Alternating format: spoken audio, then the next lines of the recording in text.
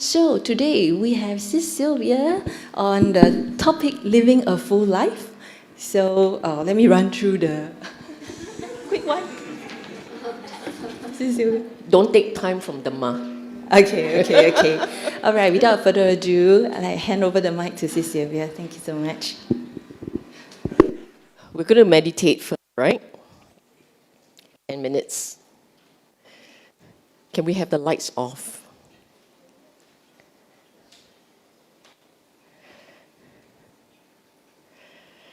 Just relax. I wouldn't even call this meditation. We should call this relaxation. So may I invite everyone to take a deep breath in. Deep in. And you breathe out slowly. Deep in. You breathe out slowly.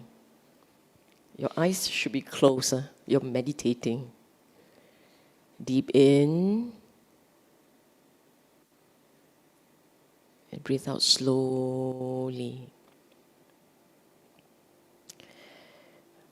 Do a slow, gentle scan of your body. As you scan your body, look out for any part of you that is uncomfortable. And then you relax that part of you. Relax. Feel your body. Strong, steady.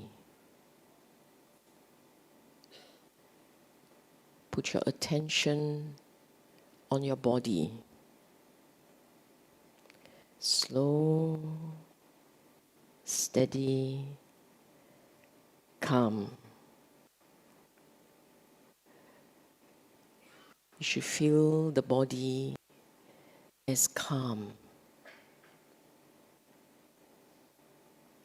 You should feel relaxed.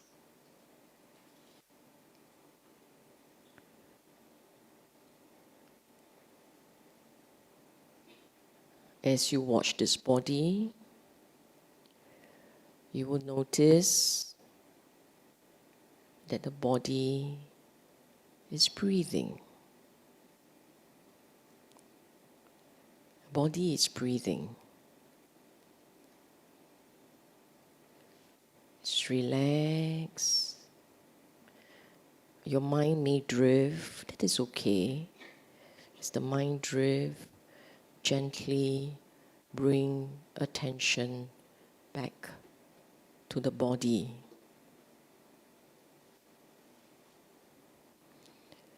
Allow your body to feel comfortable and relaxed.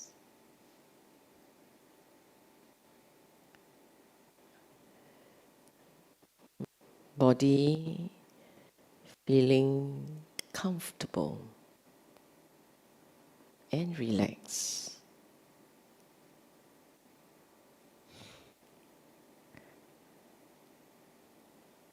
You're sitting here before the Buddha. These are merits accumulated for lives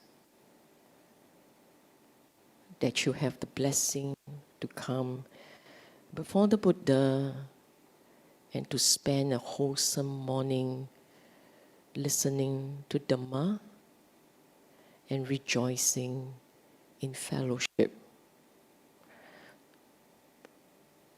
So let your mind feel gratitude. Grateful for this blessing. Grateful for this moment that we can enjoy a calm mind.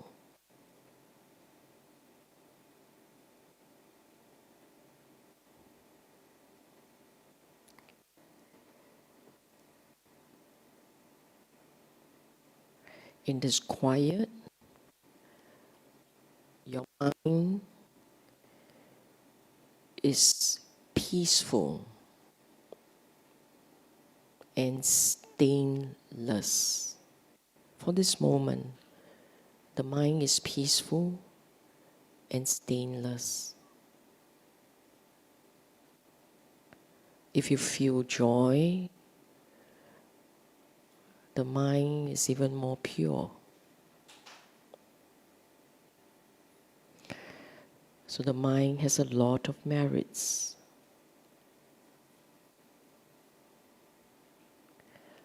Share these merits with another.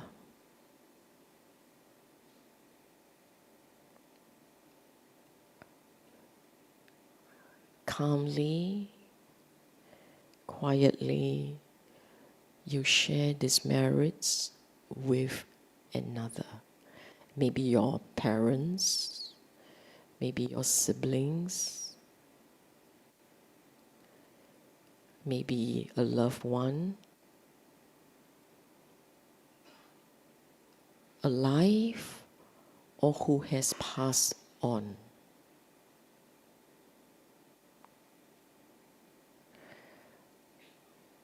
You feel the joy, feel the generosity.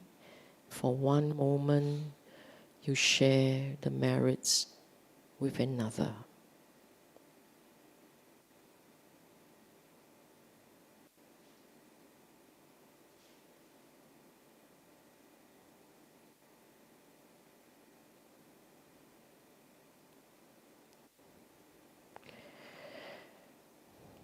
By sharing, you are multiplying the wholesome mind. Wish a loved one well. May I be well and happy. May my loved ones be well and happy.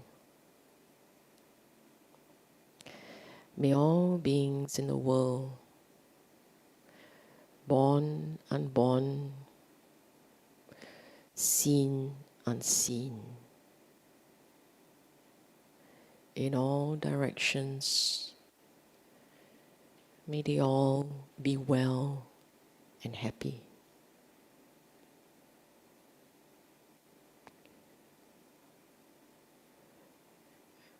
If you feel very good, you can slowly rouse the body. Don't open your eyes yet. You will mindfully stretch your fingers. Mindfully stretch your muscles.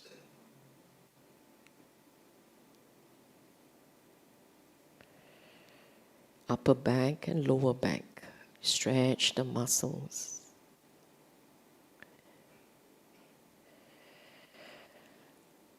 And you think your mind is back to steady state, you can open your eyes.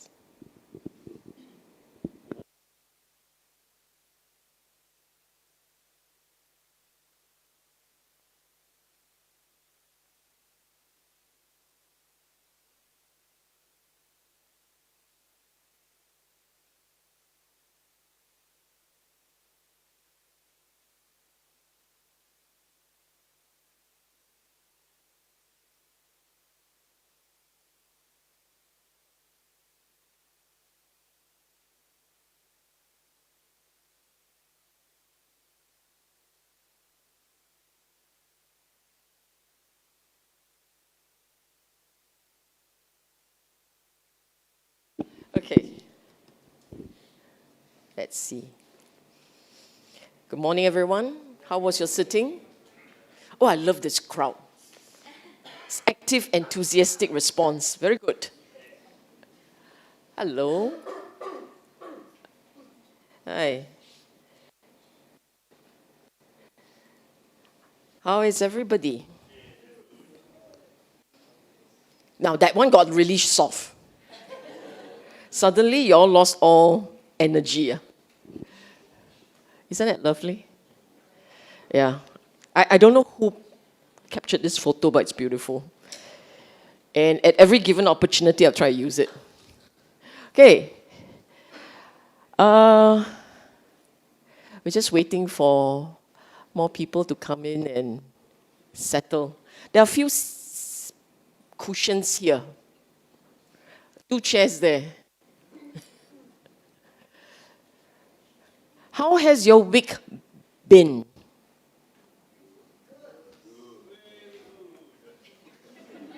That doesn't sound very good, leh.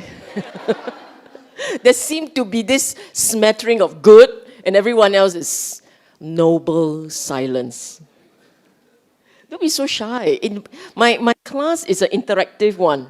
This talk, for those of you who are frequent visitors, you know it's an interactive talk.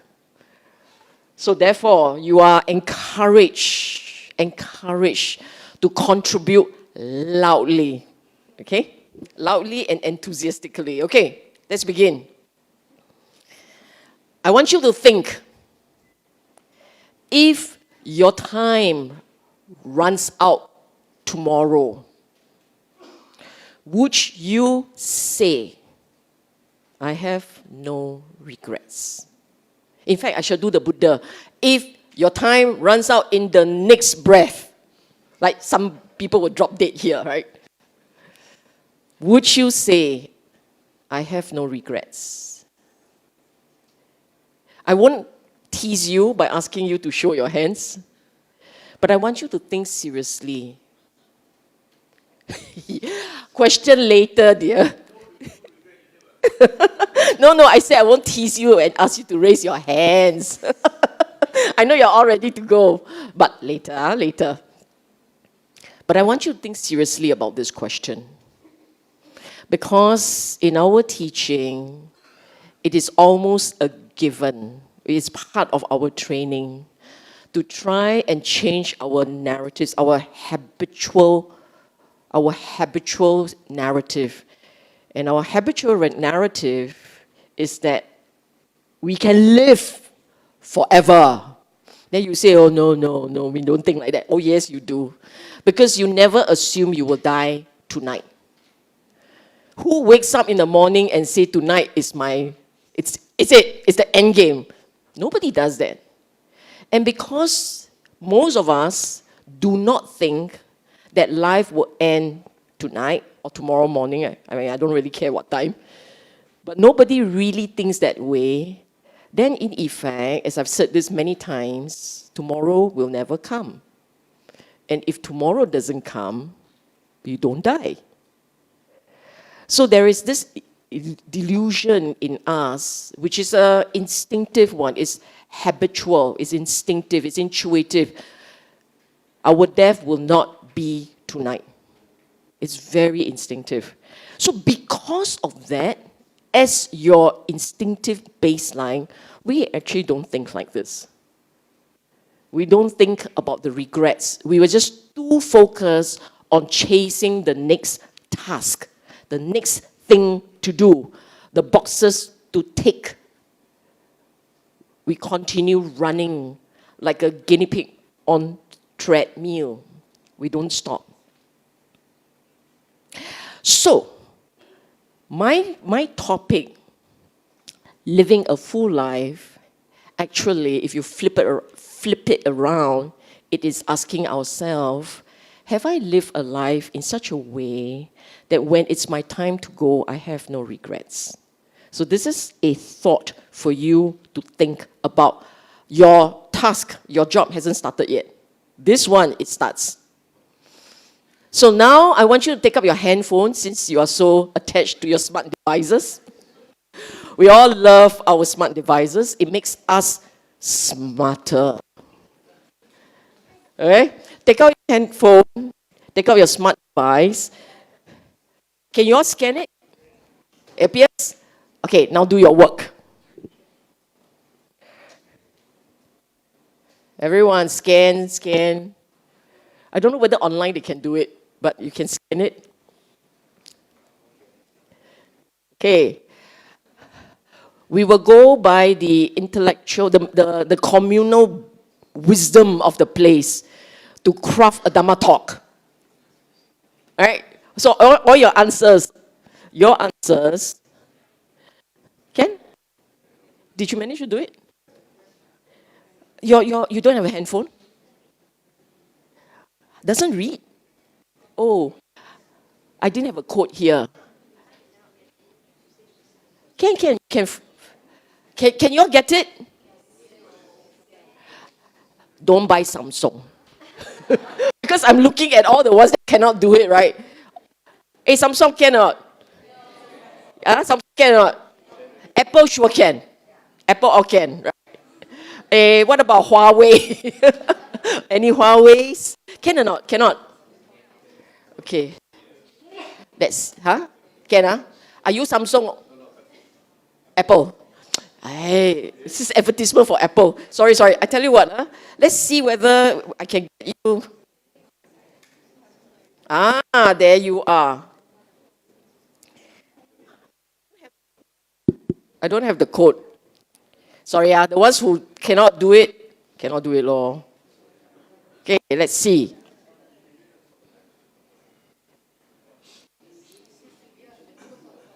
Oh, the code's on top. Hey, the code's on top.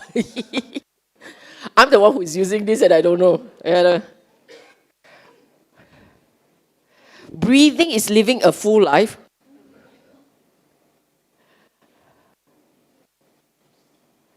Be the best version of self, happy, contentment, meaningful, contented, loving kindness. Some more? Okay. All of you, okay, many of you put in your answers, right? And all those are beautiful words.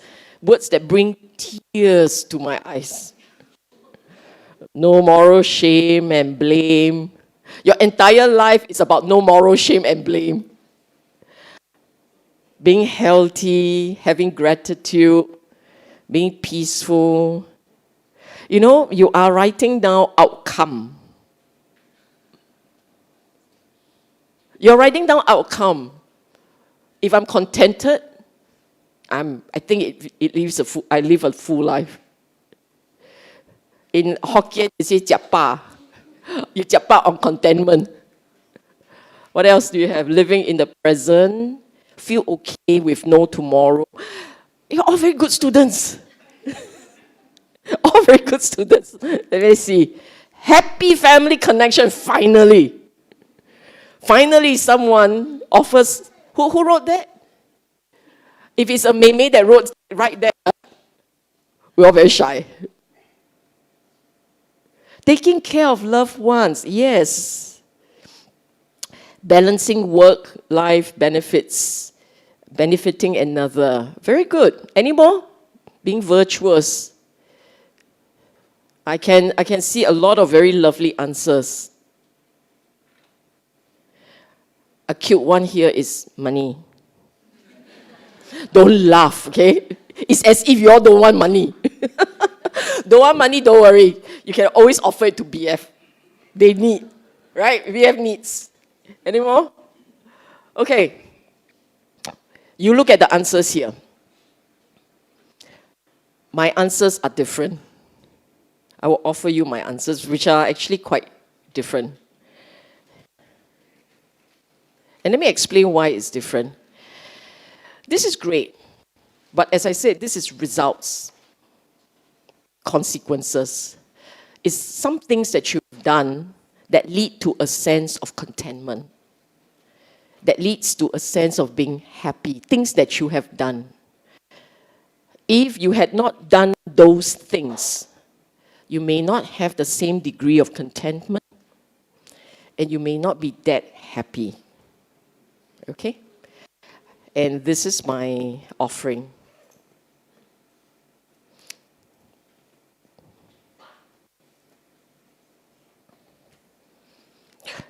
I offer you 4 themes. And I believe that if you have tick boxes on these themes, you will feel a sense of contentment and you will be happy, and thereby feeling that this life you have not wasted.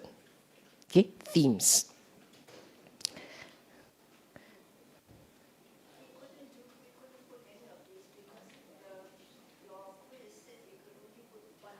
Three words.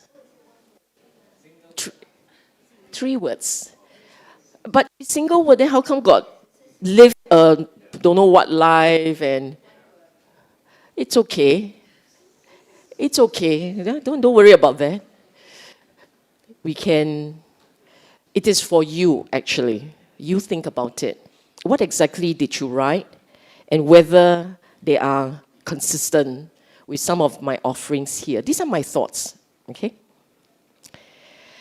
Caring and providing for another. I think the first type, the way I arrange this is from the inner circle outwards, which means starting with the people who share blood with you, the people whom you feel morally obligated to look after. So you range from your parents, who gave life to us, our parents giving life to us, and included there will be siblings and so on, and the life that we make with another, hence a spouse and children. And my specific words here are caring and providing. They are two separate verbs. Caring is when you show mental, emotional support. Providing is when you take care of their physical needs. Physical needs. And I say foremost because if you look at your own mind, you look at yourself, if we fail here, for whatever reasons, we find that we are not able to deliver properly here towards these relationships, there will be a part of us that will have some regrets. It may not be your fault. It may not be anybody's fault. But you just feel that you haven't quite done it right. You feel that way. And when you feel that way, there will always be a needle somewhere. A part that pricks, that makes you feel incomplete. Okay? So, therefore, one of the most important relationships that we have to manage and manage well are the relationships with the people who gave us life, brought us up, and the ones whom we give life to. And we feel we should look after them. There is in 𝐒𝐔𝐍𝐈𝐑𝐈𝐍𝐆 Sutta, you will find explanations, details, guidance on how you want to manage that relationship beautifully. And when you can do that, there is always the sense of satisfaction. Okay? No regrets. People who depended on you, essentially, those people could be the people who work for you. So you must look after them. So these guys, I would think of like the colleagues you work with, your staff. The people who depend on you to ensure that they are okay. So it could be your staff, it could be your, I don't know, helpers at home. It could also be siblings who need help. Cousins, relatives, friends who need help. For the ones amongst us who pride ourselves for being practitioner, first order type, we will feel that that group may be quite larger. This fellow wants my help, that fellow needs my help. You may actually feel that way. Vulnerable members of society, they are not necessarily related to you. But I do feel that as members of the community, it is our role. We should help where we can. Where we can. I'm not asking you to bankrupt yourself. Again, you're far from it. You're all very comfortable. I'm asking you to do a little bit for here and there. Okay, you look at the word with empathy, respect, wisdom, love, and compassion. Let me just explain this. If you look at 𝐒𝐷𝐲𝐬 Sutta, this is the sutta talking about a meaningful lay life. The actual word in English, it means discourse to 𝐒𝐷𝐲𝐬. 𝐒𝐷𝐲𝐬 is this rich young man whose father just passed on, and the father told him to go and bow in 6 directions at the crossroad. And then he dutifully washed his hair, cleaned himself, go to the crossroad, bow, bow, bow, 6 directions, until he ran into the Buddha, who said, that's not how you do it. And then proceeded. The Buddha said, that's not how you bow in 6 directions, but then he proceeded to explain a whole range of things about how to lead a lay life meaningfully. And if you look at what he said, the focus is on morality. The focus, a lay person needs to lead his life upholding some basic moral standards, observing moral guidelines. Then it goes into the relationship, the 6 sets of relationship. I don't want to go into the details here because this is not a talk on 𝐒𝐷𝐲𝐬, but I want to emphasize that in the relationship he spoke about, in all relationships, the emphasis was on generosity, respect, empathy, kindness, compassion. And in every relationship, to manage it with wisdom. With wisdom. Okay? So this is the lay life. I want to highlight specifically the relationship between us and our parents. And this is what he said. Anyone who rouses his unbelieving mother and father. In other words, the parents have no spiritual faith.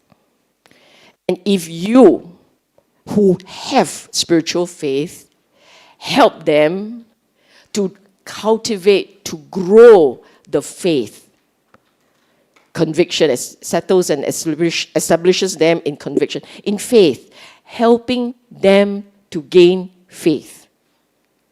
If your parents are not morally upright, but you are able to get them, to get your parents to develop morality, honor the precepts, the basics, just honor the precepts.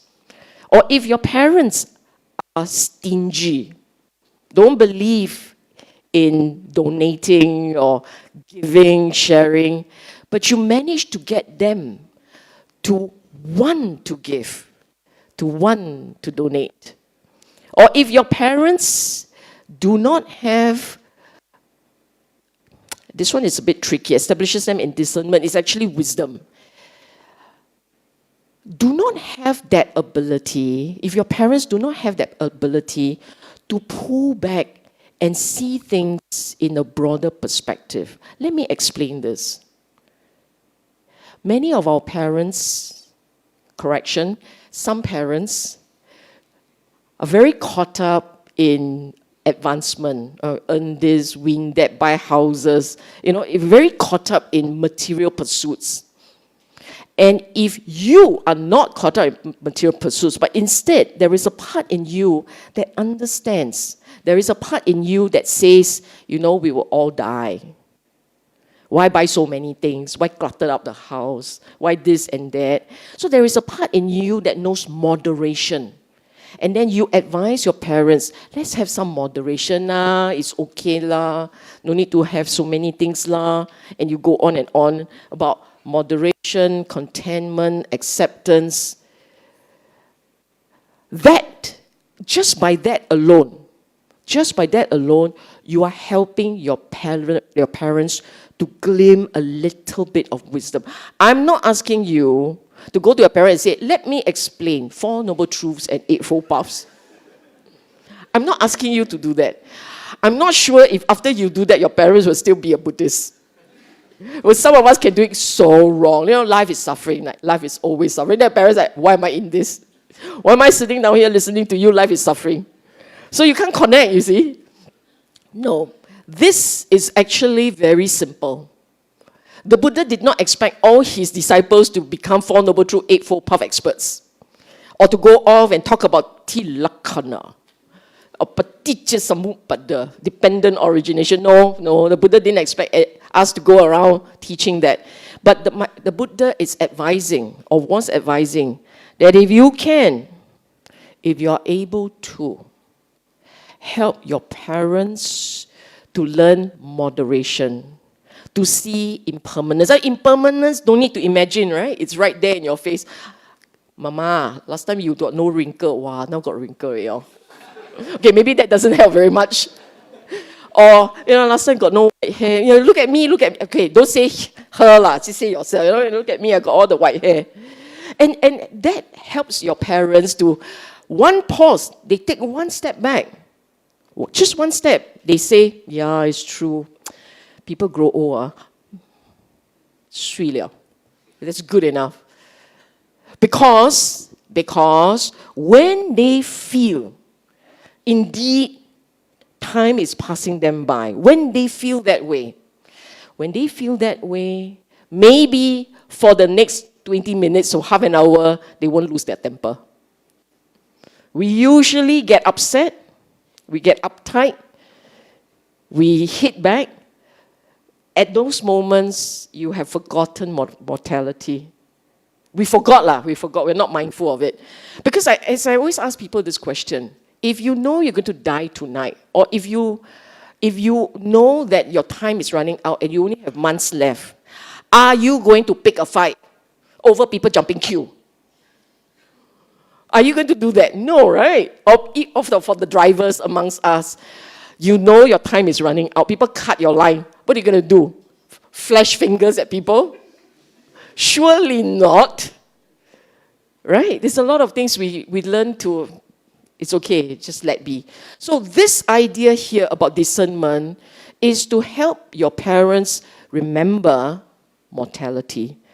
I know some people will say, ayo, so choy. My parents will say, choy. If your parents say choy, this one all the more, they have to have that awareness. When you are sick and you're asked to take medicine, do you say, choy, medicine, I don't want, so bitter? No, you just bite the bullet and drink. So that's doing the sensible thing. So in the same way, for our parents, establishing them in faith, establishing them in virtues, getting them to become less stingy, enabling them to understand life, mortality of life. All these are the simple steps that we can do for our parents.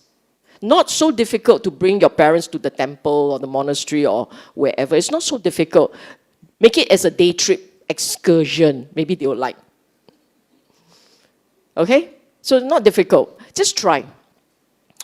And the Buddha said, if you can do it, then you have more than repaid your parents.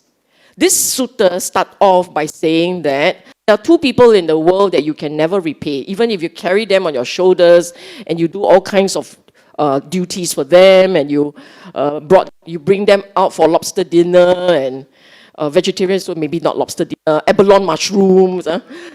You do all these wonderful things and put them on first class travel. You can do all these things. You still cannot repay them. That's what he said. And then ask the question, why so tough, huh? Why do all these things and still cannot repay them? Only this can repay them, I tell you. All that you can do for them, massaging, osim, first class travel, it's all this life only.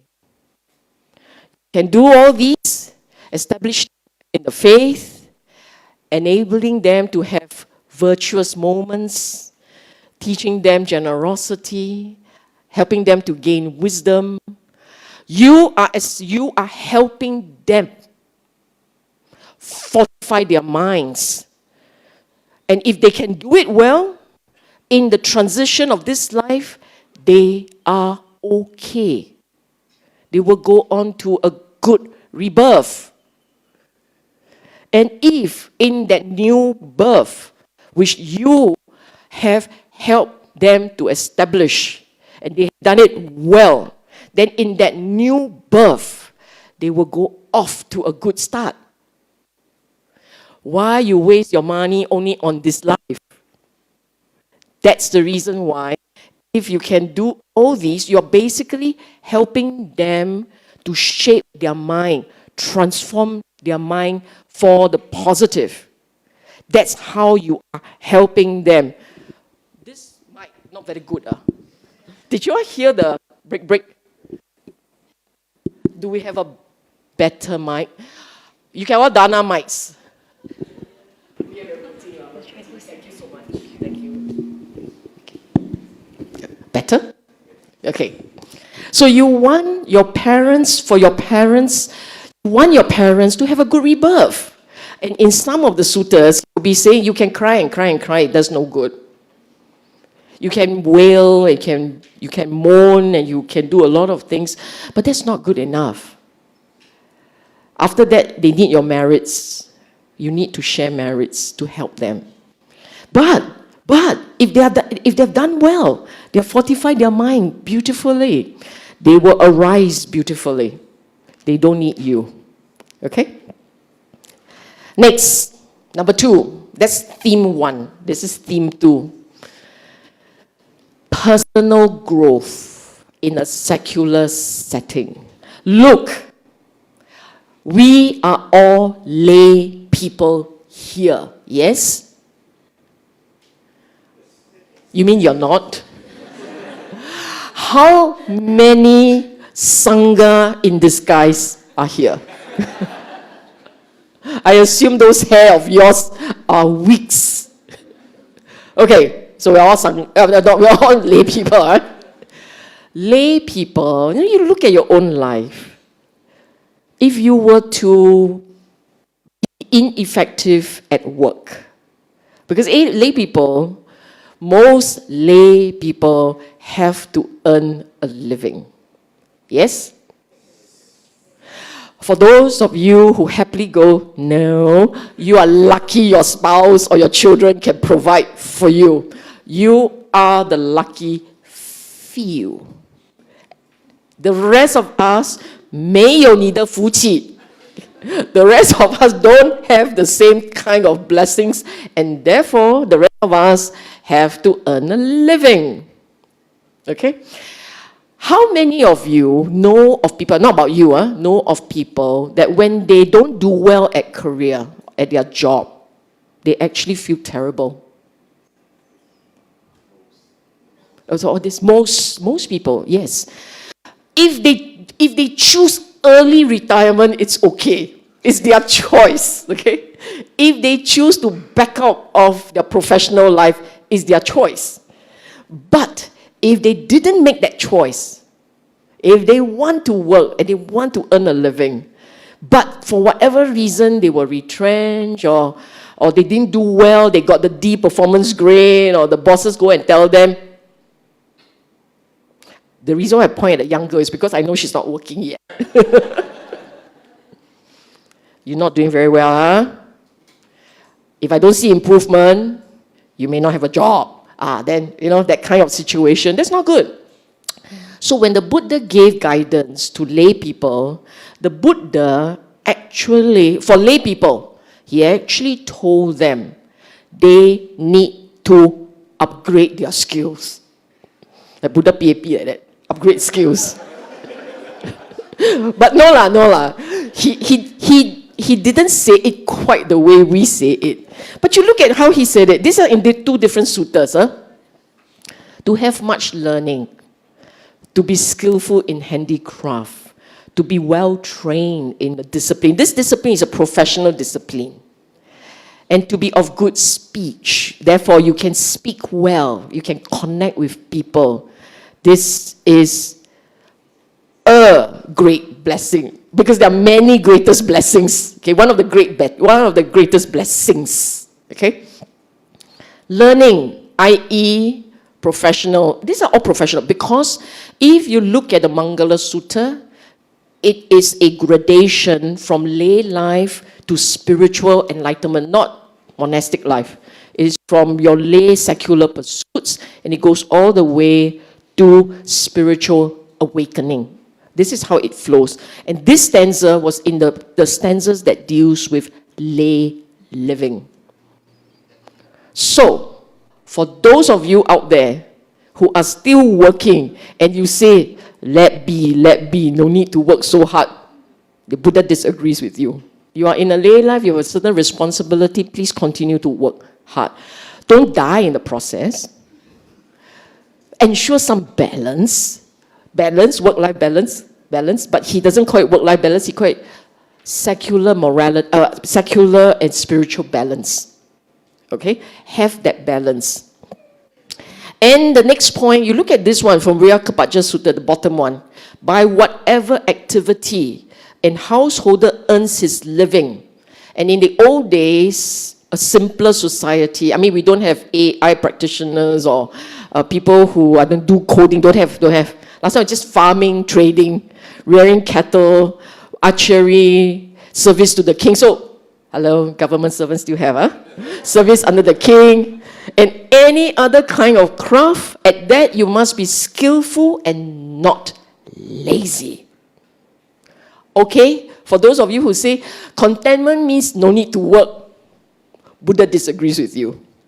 Okay? Not lazy. He's endowed with the power of discernment. This is Ajahn Sujato's translation. This discernment is having judgment, good judgment, to the proper ways and means, look, if you are a doctor, you better know how to do medicine properly. In whatever profession you are in, you have to be professionally competent. Be the best that you can there. Know the rules, the guidelines, the steps, etc., etc. He calls this, or he's able to carry out and do his duties properly. This is called accomplishment of persistent effort. This is one of the, for a lay person, this is one, to me, this is one of the key reminders about how to do your duties, your professional duties properly. You don't want to do that, then be monastic lah. Be monastic, then you let that go, and then you go for your spiritual pursuit properly. Monastic doesn't mean, oh, no, now I can say hang around and do nothing. Okay? Monastic means supatipano, ujupatipano, neapatipano, sammisipatipano. You have 4 rules. Supatipano, you better know the rules, the practice. Practice properly, competently. Ujupatipano, practice honestly, sincerely. No, put on one front in public, have another front in private. Public, no hair. Private, got hair. Cannot. This is ujupatipano. Every disciple of the Buddha has to walk the path honestly. In his lifetime, he will tell them, you do it dishonestly, there are consequences, grave consequences. Neapatipano, practicing with understanding, with the intent for Nibbana. You know what you are doing. This is the outcome you want. Sammisipatipano is practicing in accordance with the guideline, the guiding, the principles. You are doing it right. So number 1 and number 4, the difference is, number 1 is you are competent. Number 4 is you are competent with understanding, and it is in accordance with the Eightfold Path. You know what you're doing, okay? So that's a monastic. Lay people, you have your own you have your own standards, QCs. And you shouldn't. Just because you are Buddhist, you shouldn't compromise on those standards. I always call it an honest day pay for an honest day work. Okay, next. I am very, very mindful of this. And again, this stanza comes from a longer sutta. And the sutta, many of you knows this, many of you already know this, but for those who are new to this particular sutta, I will tell a quick story. Have you heard of this sutta? Against noble silence. No? Ah, okay. Have you all heard of this? 没有. Okay, 来. This is about human birth. The Buddha said, imagine, there's an ocean without land. This is an ocean without land. In all four quarters, all you see is water. And there is an independent floating yolk, floating freely on this wide ocean. Every 100 years, a blind tortoise pokes its head out. What are the odds that this blind tortoise will poke its head into that yolk, right through the yolk? What are the odds? Very low. Like astronomically low. So low, it's easier to wait for a shooting star. I mean, just hang around and a star will come shooting. And the Buddha said, to be born a human, when you have entered into the lower realms to return to the human birth, the odds are worse than that tortoise sticking its head into the free floating yolk. The odds of being born again as a human are lower than this tortoise checking out where the yolk is and shooting through that yolk. So because of that, that we are born human, that in itself is great karma. That in itself, your predecessors, everyone who came before you did a wonderful job. That's why you are here. Don't pride yourself, okay? It's nothing to do with you. It's all the guys who came before you who did it right. That's why you are here. And therefore, how do we not waste this birth? How do we keep it going? Number one, what do I mean by deepening faith? You're all Buddhists, I presume? Fair to say? Sorry, I'm not sure if I'm Buddhist. Let me check with my wife. I presume you sitting down here burning your Sunday morning must mean that you, at this point, thinking about being a Buddhist minimally. Or other than, or the poor kids all got dragged here by the parents lah. I sympathize with you, okay?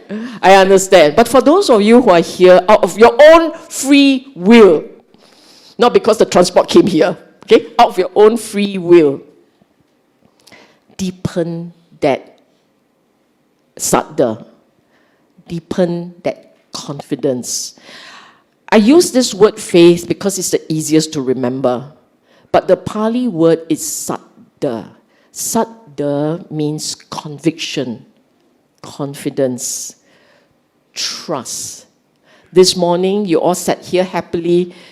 Buddhang saranang gacchami, right? I go to the Buddha for refuge, Dhamma for refuge, Sangha for refuge. How do you do that? How? I'm asking you. When do you do that? Did you go? Really? Did you really go to the Buddha for refuge, Dhamma for refuge, Sangha for refuge? You don't even know what it means. Just the words appear there, I better stay. Otherwise people will say me.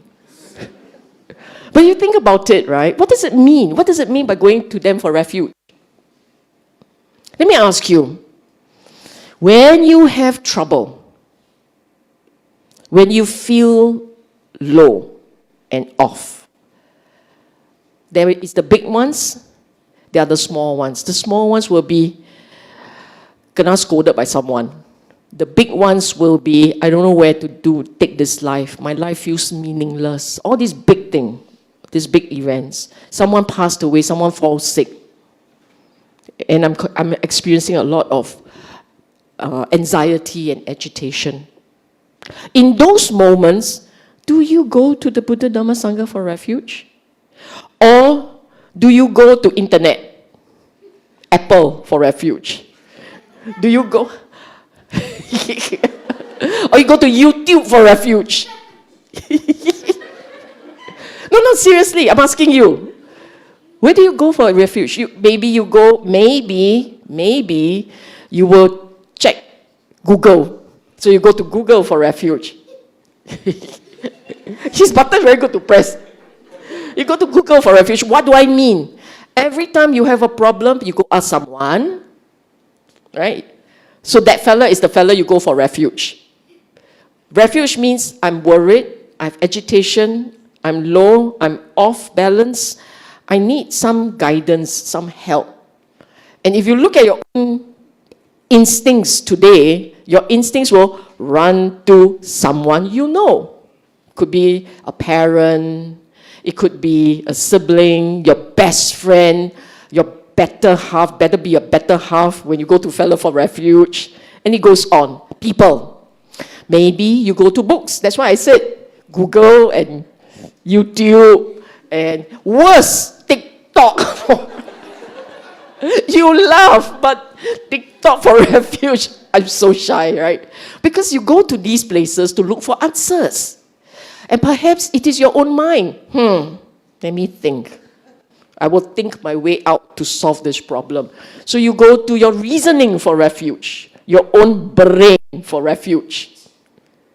But you don't go to the Buddha. Why? Buddha just sit there. I go to him, also got no answer. You don't go to Dhamma, I don't understand Dhamma. So cannot go to Dhamma for refuge. Sangha you go. But it must be Sangha you like. Sangha you trust. Even better, old Sangha. Somehow, I just share a joke with you. My mother has a favorite phrase. And her favorite phrase is, Lao Nang Ta. Have you heard of that? All those Teochew fellas? Lao Nang Ta means the old folks say. Then I look at her and say, you old folk, right? You old folks. How come you listen to the centenarians? Because anything older than her has to be centenarians, right? Then she'll be stumped for what she went. But Lao Nang Ta is like that. So it has to be correct. So I laugh. I tease her about it. But you think about it. Yeah. You also go to Lao Nang for refuge. Old Sangha ma, right? As if the young Sangha not as good, must be the old Sangha. Now what does that mean, right? It means that... Correct. It goes to your own experience. Oh yeah, your old Sangha got more experience. Maybe not, okay? But anyhow, what it means is we never really understand Buddha, Dhamma, and Sangha. And when you really want to go to these institutions or these gems for refuge, you really have to understand the teaching. When you understand the teaching, to the point that the teaching changes, rewire you, changes your view, your perception of life, your perspective. When it changes your perspective, this is when you finally are going to the Buddha Dhamma Sangha for refuge. It has to change you. The Dhamma, when you understand it properly, the Dhamma will rewire your brain. You will see the world differently. You will value different things. You will prioritize differently. So deepening faith will require you to come learn the Dhamma. Where you learn, this is your own karma, your own affinity, but you must go learn. Go understand, go deepen your appreciation, your insight of the Four Noble Truths.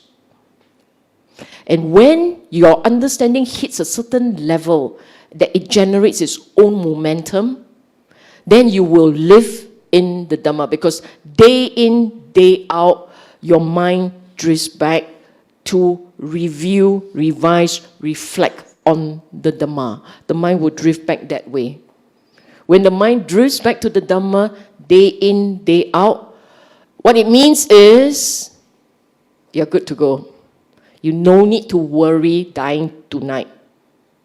Because even if you die tonight, tomorrow will be glorious. Not that you turn out ghost lah, but positively glorious. You are like shiny. Maybe shiny. Then if you're not shiny, then human birth. Very good. Round two. And you will return to the Dhamma. You'll come back to the Dhamma. So don't waste this life. Go learn, understand, appreciate, internalize it so that it becomes a part of your life. It becomes your, I said earlier, you trust your own logic, your own reasoning, right? If Dhamma is something that you understand deeply, then when you are reasoning, you're reasoning along the Dhamma path. In your reasoning, in your understanding, in your reflection, is along that Dhamma path. And the Dhamma was taught for the cessation of dukkha, for you to experience relief. Relief. So when you deepen your understanding of Dhamma, you will experience in progressive steps, small little steps, you will experience relief and joy. Okay? Conscientiously observe morality. Let me explain. I jam in the word conscientiously. Why conscientious? You got to build your internal restraint, conscience. When you want to uphold morality properly, you need to have that internal driver of conscience, a sense of if you do something wrong, if you try and break precept. In the first place, if you develop a conscience and you develop it deeply, you are not going to be one of those loopholders.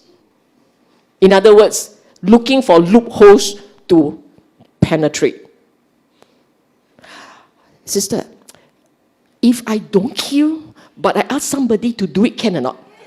This is a loopholders. If I didn't tell lie lah. Anyway, it's white lah. Is it okay? Loopholders. Okay? Meaning to say you create all those little holes and say cannot. As an aside, it's a side note. Do you know why there are so many Vinaya rules? Do you know why there's so many Vinaya rules? To close off all the holes. If you read my book on the Between the Lines, I think they still have it. You will read, there's one chapter on all the problems the Buddha had to resolve in his lifetime, because he's got students, like so many, and some of those students are loopholders. Cannot do like that lah. And they do it all the time, okay? They're breaking all so many rules, so the Buddha has got to be like, subsection A, subsection B, subsection C1, subsection, it goes into that, just to close off the loops. You know what is morality. Minimum 5 precepts. Observe it, hold it dear. Okay, hold it dear. And then it goes on. Actually, at a higher level, it's not just about 5 precepts. If you say 5 precepts are good, that's it. You are also a loopholder. But it's the morality loopholder, not the 5 precept loopholder. Why? Because the ultimate intent is to avoid evil. You go into the 10 akusala, 10 unwholesome, body, speech, and mind. And then it goes on. As long as you feel that there is a part in you that doesn't feel good, right? When you have to make a decision and there's a part in you that doesn't feel good, it means there's unwholesomeness in the mind. Any wholesome thought, any wholesome activity, you will feel good. Any wholesome activity brings you joy, any kind. Unwholesome ones, for sure, you will not feel good. From jealousy to the resentment to the, I don't really want to be generous here because these people are those kind defilement there. Okay? And then you see this. Practice generosity until it becomes spontaneous. Okay, my advice to you, if just now BF says, you all donate to us, we need to build a house, we need to build our new home, then in you say, after this talk, go out and generous. Poke yourself tissue. This is actually what I used to do. When I feel a certain resistance to donating, I do double. Then my pocket hurts a lot. I stop being so resisting. That's how I taught myself. Because generosity, and this is just a simple one, this is just the money generosity, is easiest. The donating money is the easiest. You wait until you got to donate time. Time, because we want to monopolize time for maximum benefits, advantage. We want to monopolize time for ourselves. And time is finite. I don't care if you're a millionaire, you still get 24 hours. It's finite. So whatever that you give out, it takes out from you. So for people, very easy to donate money. Very hard to donate time. Then it goes on. You donate your pleasure. Oh, very hard. What do I mean by donating your pleasure? I really don't like, not personal. I don't like your face. Okay? I really don't like your face. But then you come to me with problem, then I go to sit and listen to you. Then half the time I'm looking at my watch. Talk faster. We do that to people. But of course we don't say it loud, right? It's all in here. In here it's like, talk faster, don't waste my time, just talk faster. But if you enjoy the company, take your time.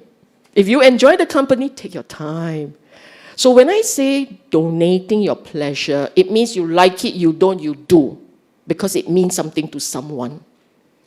You're setting aside your own preferences, your own pleasure. You can do that. That's generosity. So it gets harder and harder. You know what one of the hardest? One of the hardest is letting go of defilements. When you can let go of defilements, it's also being generous. What is defilement? Example, I resent you. So sorry, I just picked someone else. I think in case she takes it personally. I take you. I resent you. Why you resent this fella? For whatever reason. I have all these reasons, all my narrative, all my story. He did this to me, he did that to me, all my stories. And then at some point, you say, I'm a practitioner, right? I call myself a practitioner. I want to be worthy of bowing before the Buddha, right? I have to stop this resentment. I have to stop and forgive. I have to forgive and let go. I may even have to go to you and say, whatever, I'm sorry, and I want to let the past be. How difficult is that? How difficult is it to say sorry? How difficult is it to forgive and let go of the defilement, the hatred, the anger, the jealousy? How difficult is it? Letting those go, it's also generosity. That's why generosity was a huge emphasis of the Buddha. Next, we talk about building Dhamma knowledge and understanding. 1 and 4 are connected. Then some of you very smart will say, then why you separate so far apart? Oh, because the Buddha, when he was guiding, he also separated them. He separated them. He talks about faith first, morality, and then he goes into building Dhamma knowledge and understanding. Why like that? Faith is a feeling. And sometimes sometimes just by bowing before the Buddha, it brings a lot of joy. It's a feeling. Faith can be very fragile. For faith to become firm and solid, it has to sit on knowledge and understanding. It has to. So you can have it separate. You can have faith separately. But you want to consolidate and solidify it, you put in the knowledge, understanding, and practice. And then it is good to go. And he does not demand people to all build knowledge. He doesn't demand that. He just say, have some faith, open your ears when you listen to the Dhamma. That was his start point. Then for those of us who are intrigued after we listen to a couple of liners, and we are intrigued, we go build.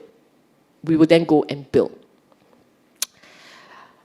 But faith and morality, non-negotiable. You can choose not to build Dhamma knowledge. You can.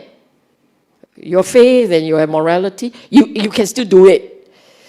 Not strong, doesn't guarantee a return to the Dhamma path, not strong. But you can just run on these two. You put in the rest and it's very strong. You put in generosity, you put in proper Dhamma knowledge, then your practice, this journey will lead you back. You will U-turn, come back to the Dhamma. It becomes very strong. You are essentially locking your successor onto the Dhamma path, and you continue to build on that. The fifth one, setting aside time for the quiet sitting. Look, I didn't use the word samadhi. I'm very understanding. I understand. I don't want people to, we've got no time left. You ask us to what? Upgrade this life, do these things, look after parents. I've got no time left. So I don't want, I just say set aside time. You got take MRT, right? You got take bus, right? You got go toilet, right? I see so many of you bouncing up and down to the toilet. You do, right? You do go to the toilet, right? I presume you brush your teeth and wash your... I like you so much. You come every time, okay? And you wash your face, you take a bath. All these pockets of moments, what do? Okay, I don't want to know. No need to know so much. But you can use those moments for a quiet reflection. So this one cannot be just sitting like, you're not moving your toothbrush, that's very helpful. But as you brush your toothbrush, you brush your teeth, and wash your face, or even better, when you're sitting quietly, waiting for someone. So next time you wait a long time for someone, the fella comes, you thank them, okay? Thank you for giving me time to meditate, for my quiet sitting. Do that. Find those pockets where you just quiet the mind, watch the breathing. That's all. You can do that for yourself. You would have clicked all the boxes. You don't have that quiet time. You wouldn't have that many opportunities to observe the true nature of the mind. If you don't have the quiet time, you can't look at impermanence of feelings and sensations of the body and so on and so forth. You don't have that.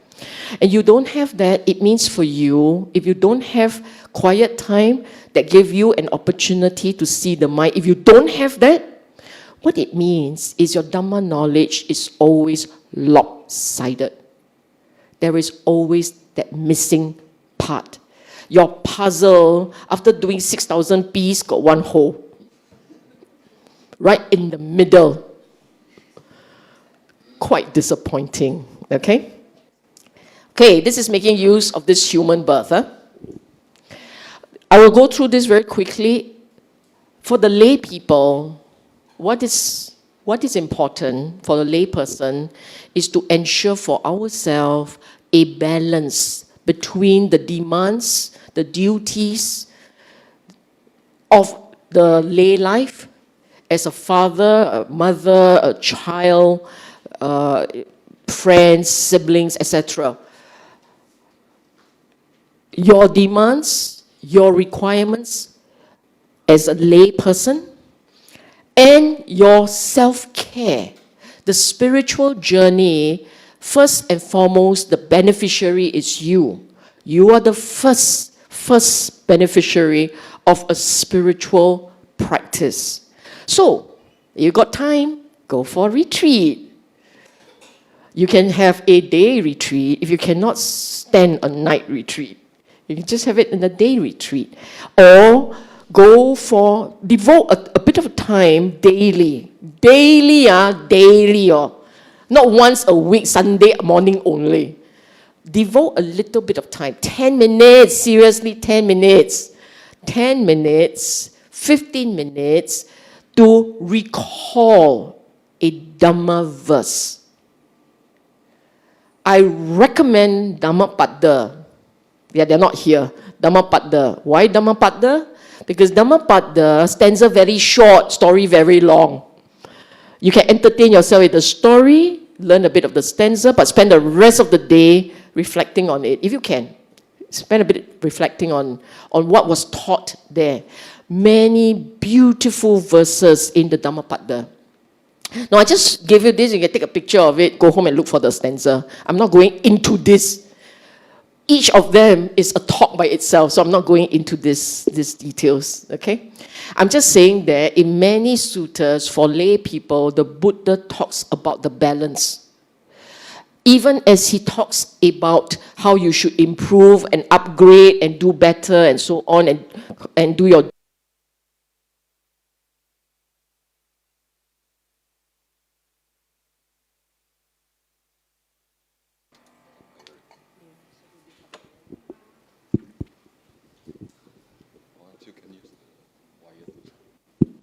okay.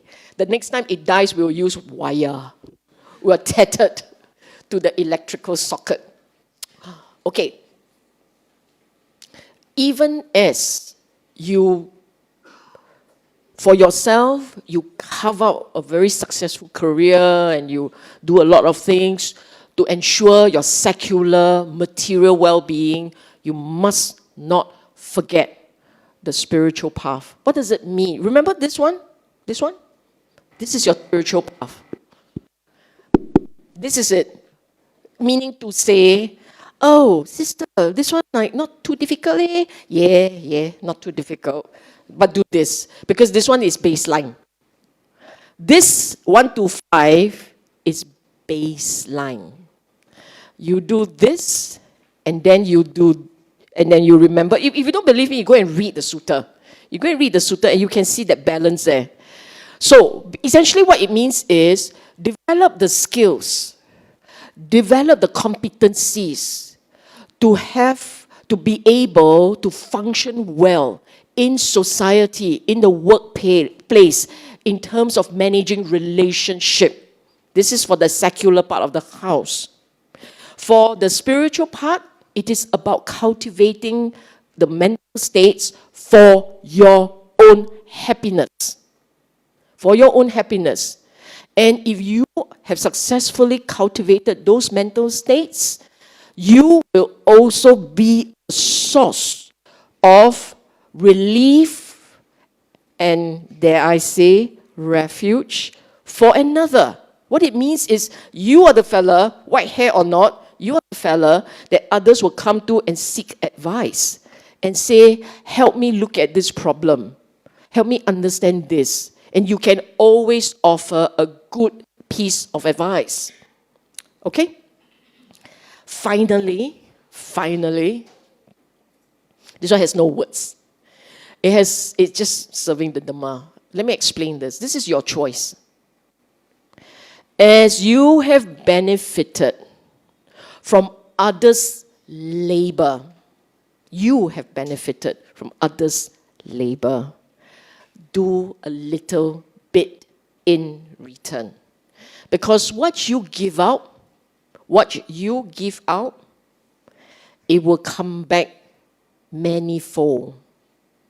You have benefited from others' labor. The others may include your predecessors. Not others, but the guys who came before you. They have done well. They have served. They have understood. They lock you into this path. Your job in this life is to do what is necessary to improve, to grow spiritually, so that you can help others in this life and in future lives. Now, I don't know Dhamma, how I serve. There's only one way of serving Dhamma, like sit here and talk. No, there are many ways. For instance, those with digital skill, feel free to report for duty. Those who cook very well, who are happy to do accounts, BF always needs accountant, but you don't have to come to BF. In case BF thinks that I'm here to do recruitment drive for them, you don't have to come to BF. You can go anywhere else. And the idea here is to do a little bit to give back. Even if in your own workspace, I don't ask you to go to a workspace as, everybody, come. Let me share with you 4 noble truths at Eightfold Path. Okay, I didn't say that. You call yourself a Buddhist. In your workspace, you happily announce, I'm a Buddhist. Okay? Then you walk the talk. You become Buddha's ambassador at your workspace. You are resilient in a compassionate way. You are generous with your time and effort and your willingness to help another. You are always smiling. On a bad day, you go toilet and cry, but it's okay. But generally, when your face is to the world, you are smiling, you are soft, you are kind. That is serving the Dhamma. Because another can be influenced by your conduct. There are many stories in the sutta, in the canon, where it's the conduct of an individual that inspired another to come to the path. One reason why the Buddha established the Vinaya, the many rules because of the loopholders, but for him to even introduce it at the start point was really because he said, to inspire confidence in those with confidence and not to put off those who don't have that confidence, who are not part of you. And this is important. Whatever that we do, it should be a testimony to the beauty, the power of the teaching, the beauty, the lightness, the gentleness of that teaching, that it makes you grow in wisdom and not decline in it. You became Buddhist practitioner, and then you mo jialat, everyday school people. Then you know what? Salah. Something has gone wrong. Please go look for a Sangha practitioner to help you resolve some internal angst. Okay? Question?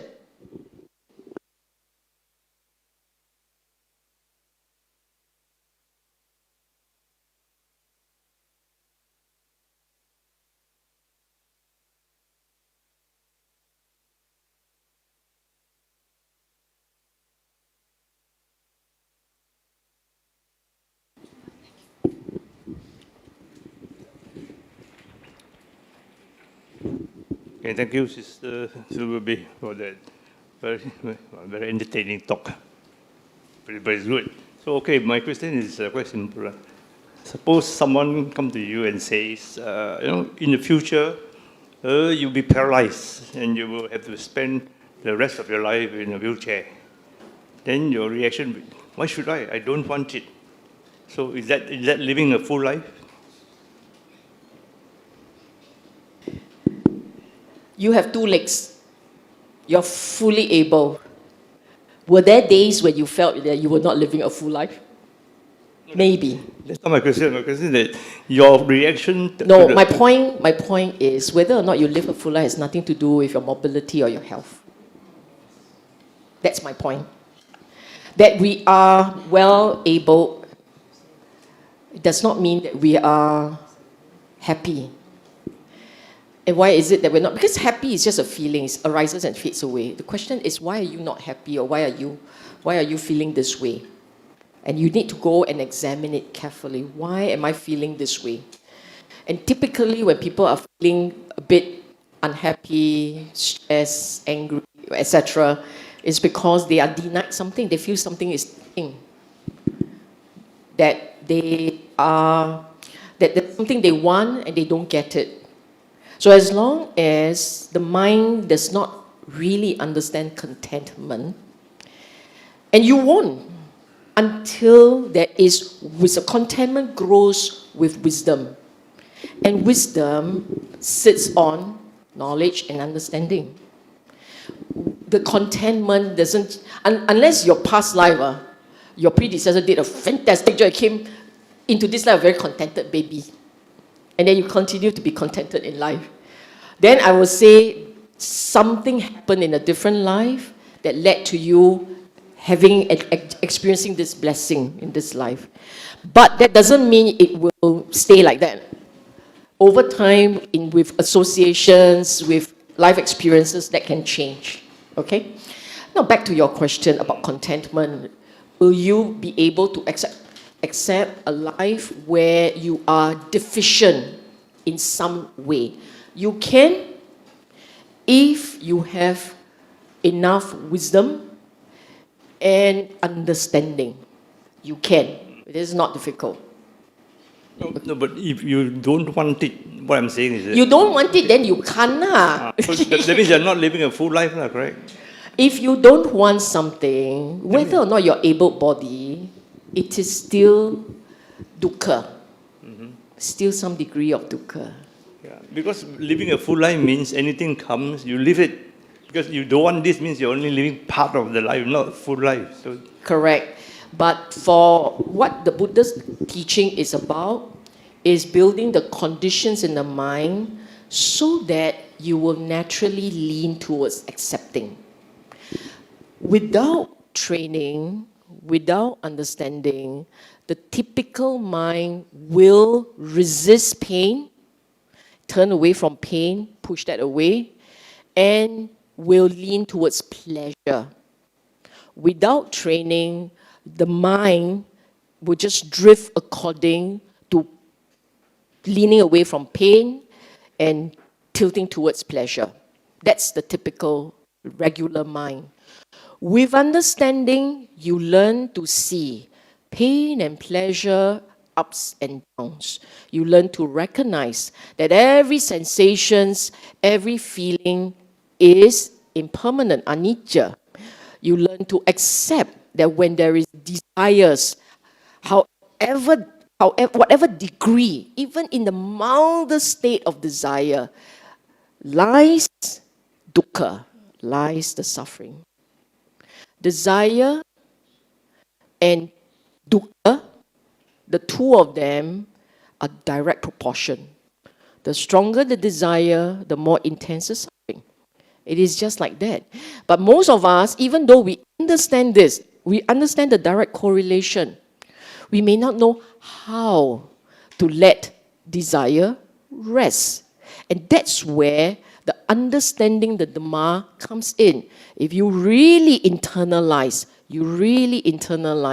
mortality, you really internalize that all things have an ugly side. That you see things in its true, accurate perspective. When you really understand that, that is when you learn to say, it's okay. I will accept it. Then when you accept it, then you're fine. It doesn't mean bad things won't happen. Okay, word, bad, already has a judgment. It doesn't mean things will always go your way. Right? We desire life, we desire health, we desire no wrinkles, so hopeless, some of us. We desire people to like us. We desire people liking us. We desire that whatever we want, we get. We desire all these things. But the day that you learn to say, things don't always come our way, it is okay, because it comes and goes up and down. It is just anicca, impermanent. comes and goes. The day we can see that and we can accept that and it goes deep into our heart, it has to go deep. That it becomes subconscious. If it is just lip service only, then it doesn't work. It cannot be lip service. It has to literally go into your perception. It has to sear into your perception. Come for DFC to understand a bit more on perception. But it has to sear into your perception. Once it goes in there in a very deep way, then it forms your new way of seeing the world. And this thing comes on gradually. It doesn't mean that today I attend class, I listen to the talk, and I feel so good, I go home, damn, my brain has changed. It doesn't. What rewiring takes a while. And how you chooses in daily life is going to cement the change or undermine that transformation process. It's either or. So, on a good day, I say give. On a bad day, I say take back. Then good day, bad day, one after another. Then nothing's changing because you're essentially moving in the same spot. So it better be 3 days give, but 1 day take back. Still got percentage for momentum for movement forward. That's why Dhamma practice cannot let go. It has to keep doing it. Keep overcoming your lobha, dosa, your greed and your anger. You keep doing that. You keep doing that. Mitigate, mitigate, mitigate, mitigate. Then at some point, ta-da, hey, I've come a long way. I started out there. Now I am here. I've come a long way. Very good. Continue. Okay? Any other questions?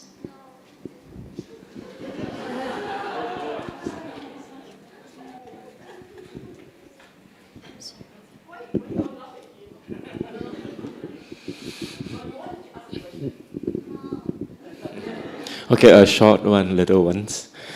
Sister, help me to see human life is precious. It's easy to see my fellow Dharma brothers and sisters here, very nice people. But once you step out, there are lots of people. How come they come humans? Seems like being human is like quite easy one. So doesn't know about Dharma, very happy. Yeah. Help me to understand that human life is precious. Sorry, understanding how they became human or? How is human life precious when we see other people not quite behaving well, but still humans and really quite happy in their own way? How is human life happy? So, how is human life so precious given that there are 6 million Singapore residents here, 8 billion people in the world. I ask you, are there more ants than human? I would think so. Yeah. But how is this 8 billion human people, why is it so precious that sometimes you see that they don't, how did it become human if they are so precious? Okay, precious is for us to reflect on. For us to remember that it is precious and therefore there is strong motivation to practice. Others may not value what they have because there isn't that understanding. Do you understand? I'm not sure I really understand the question. I'm just trying my best to answer in how I think it is good to reflect on. We cannot make decisions for other people. All humans are driven by greed, desires, and when they don't get what they want, the reverse will happen, the ill will, the anger, the resentment. Resentment and desires are always two sides of the same coin, always. And when we get upset, typically we should ask ourselves, what is it that we want and we are not getting? Rather than say what I don't want, you must ask, what is it that we want?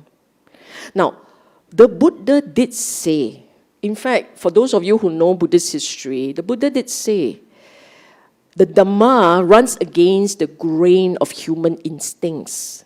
And because it runs against the grain of human instincts, it's going to be very hard to teach.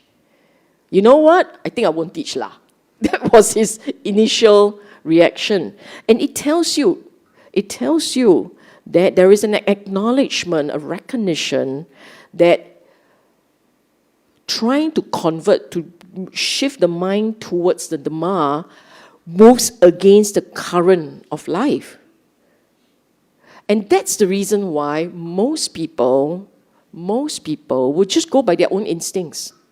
When they have pain, they try and find refuge in other things. Refuge in Jack Daniels, refuge in Marlboro, you know. These are also refuges, right? When you run into trouble, you go find the thing that gives you a sense of relief. That sense of relief in more opium and in I don't know what else. Glue, my gosh, glue. Like, oh, I feel good already. So that's a refuge, right? And most people, when they don't understand the Dhamma, it's not that they don't want to. In some cases, they don't believe. The refuge is in their own understanding and their own little mind. They don't believe. In some cases, they don't have an opportunity. Imagine you were born, and there are people living in the most remote part of the world. You don't have, very unfortunately, you don't have that blessings to be in an environment where you have access to the Dhamma. Even if you are living thousands of miles away, but got electricity, got internet. North Korea got electricity, no internet.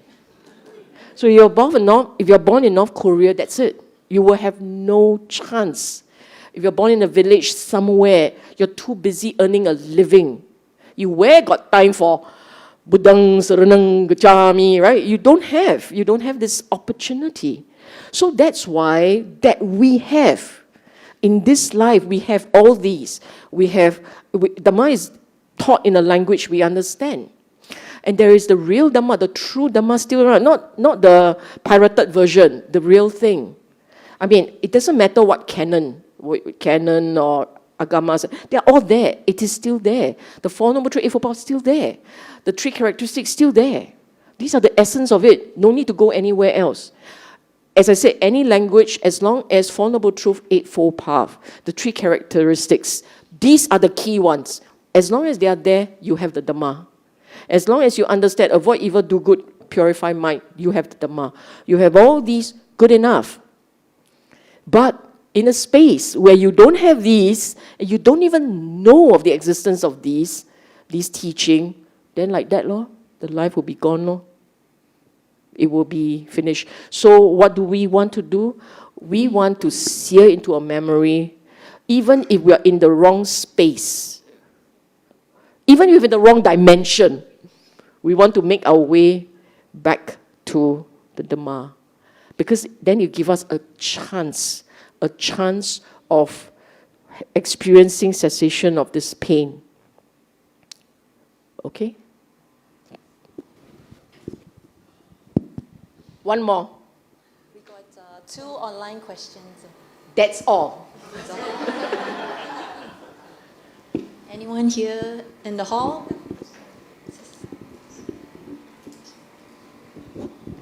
Thank you, Sis, for your talk, and thank you, Brother, for mentioning that thing that stuck out, because I think I will follow on my question on that as well.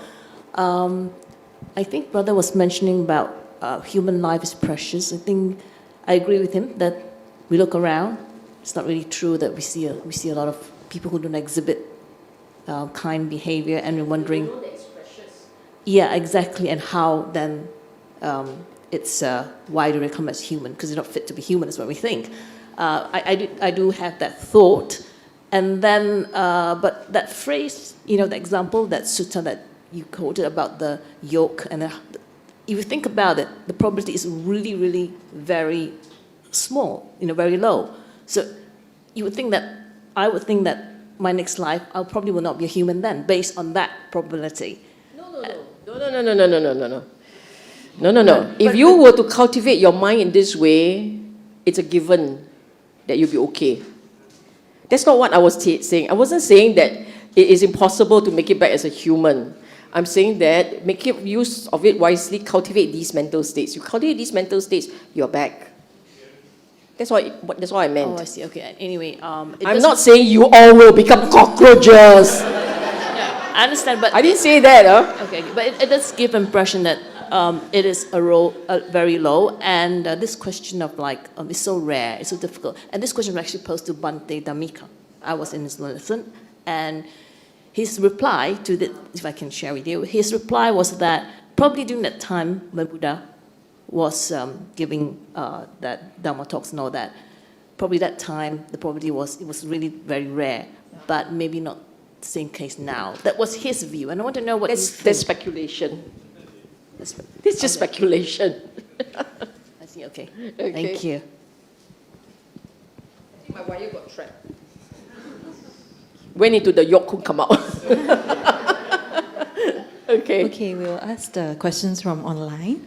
One of the sisters asked, resentment arises automatically, aware and drop it, but kept coming. Is there a way to prepare one's mind before meeting this person you dislike very much? Oh, yes. And this is something that I was just saying it to someone else last night.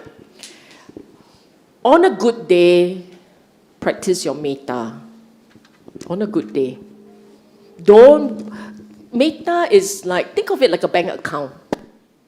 You cannot spend something you don't have. Okay? If you have no money, don't use the credit card. If you have not been practicing metta, so you haven't stored up in your mind a habit leaning towards metta. Haven't stored up. Then you want to go for a meeting and hope that the metta is there to fortify, it won't work. You try very hard, it won't work. But if in daily life, day in, day out, for you are spending 10 minutes, 5 minutes, just feeling good and feeling friendly and kindly towards the world. And it is just, think of the world, and there is this little joy that rejoices in being human, one and all, being alive, just that part of you that comes up and say, I'm grateful to be alive, I'm grateful to be living in this world, I'm feeling so peaceful, I now will share my, send my metta out, expand the metta. Feel it, feel the metta. This is how you practice day in, day out. If you can do this, one moment of mindfulness and you remember the metta. You remember Karaniya Metta Sutta? That was how he said it. Whether you're walking, you're sitting, you're lying down, whatever that you are doing, remember the metta. Guard the metta. So every time you remember there's mindfulness, you must smile, a heart from within, a smile from within, have it out. Feel it, share it, and it will last for as long as you are mindful. Then when you are mindless, then like that, lor. But when you're mindful, back again, the metta comes on, like a light bulb. This one, no need electricity, don't have to pay. Singapore power bill one. You can do this, and you do this often enough. When you run into difficult, awful, weird type people, whatever the reason, you can then tap onto the metta and bring it up and say, may you be well and happy. And it's natural. It comes easy. If you could do that, it comes easy. Okay? Then you say, you're very hard for me. Then you smile, can? Smile. Smile. Because metta always go with the smile. So your mind not ready to metta, your body be ready to metta. Your body do it often enough, the mind say, sian lah, okay lah, okay lah. Then the mind will follow. Like that, huh? It should be like that. I mean it, huh? Fake it until you make it, okay? Thank you, sis. One more question. Thank you very much for the sharing. Can there be procrastination when leading a full life? What do you mean? There's no further elaboration, though. what you're saying is that it will, I'm paraphrasing, it's someone going to be lazy about the things that you hope will bring you benefits. Yeah, of course. Because we prioritize pleasure and gratification over. If we lack understanding, let me rephrase it. If you lack understanding, it is very possible for you to prioritize pleasure over effort.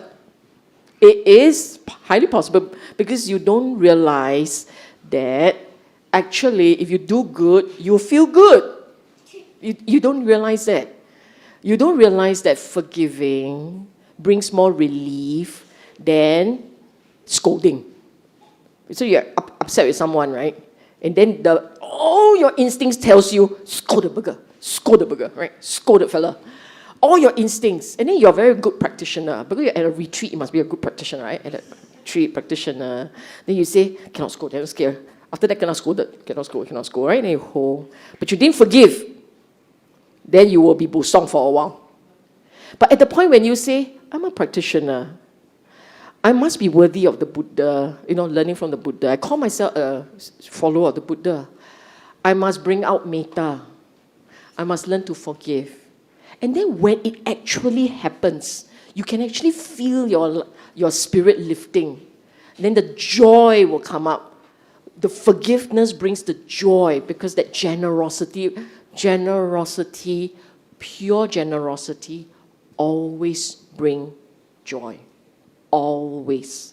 So you feel this joy. Then you're Buddha. Be like that lah. This is where you go a bit Hokkien Sui. It will be like that. Okay?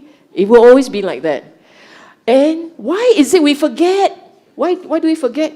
Because our instincts lean towards negative.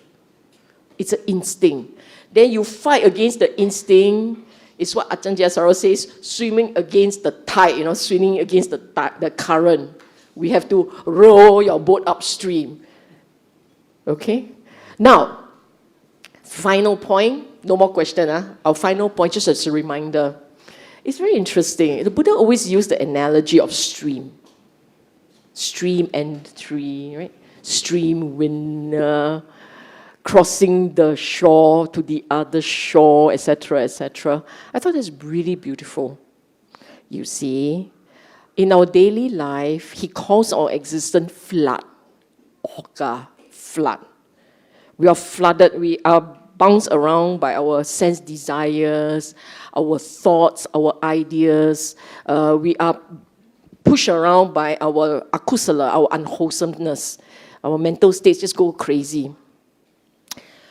When you embrace and weave into your daily life the Eightfold Path, this is when you are heading into the stream. The Eightfold Path is the stream. And if you master this Eightfold Path beautifully, you are a stream winner. No magic. It's turning the defilements in our mind into powerful mental states that lead you, stream you towards Nibbana. Okay? Okay, that's it.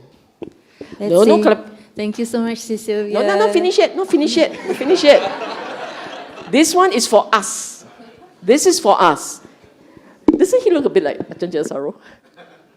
Okay. As a reminder to everyone, we must make full use of this life, right? Make it wisely. So, the first step, the first teaching that he gave to lay people is to be chaga. Being chaga means being generous. You can choose where you want to help, where you want to serve, where you want to give. It is your choice. But do something. Second reminder, this precious human life is the result of the practice, the good deeds, the good karma from the ones who came before. We must continue to do it right for the ones who come after. And then finally, For ourselves, we hope that the Dhamma will continue, because we will come back, right? How many of you don't plan to come back? Even Dewa also, you come back, must learn Dhamma, okay? Just let you know. So most of us haven't gotten our exit ticket yet, huh? Most of us. Maybe all of us, dare I say? Yeah? All of us haven't gotten our exit ticket. So when we come back, we hope that the right conditions are there for us to practice. Please, please don't go and end up in a space where got no electricity, got no internet, no access to the Dhamma, no nothing. And the Buddha said, there are more without that conditions than there are. There are fewer people with the conditions, the right conditions. So let's hope that we have done enough, that we serve enough in this life to come back with the right conditions.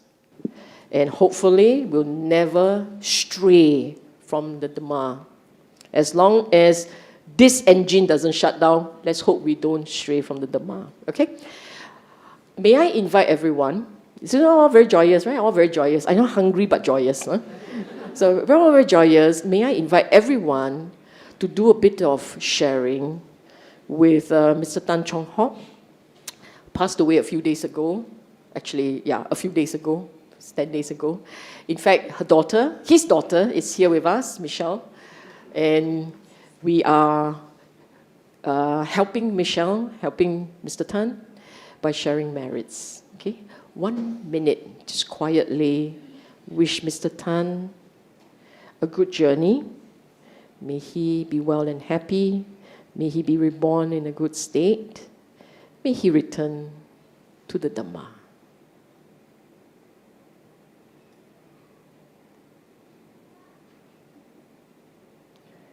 Sadhu, sadhu, sadhu. Thank you, Sis Sylvia. Okay, let us do the closing puja in Anjali. We dedicate the merits to all celestial beings. Okay.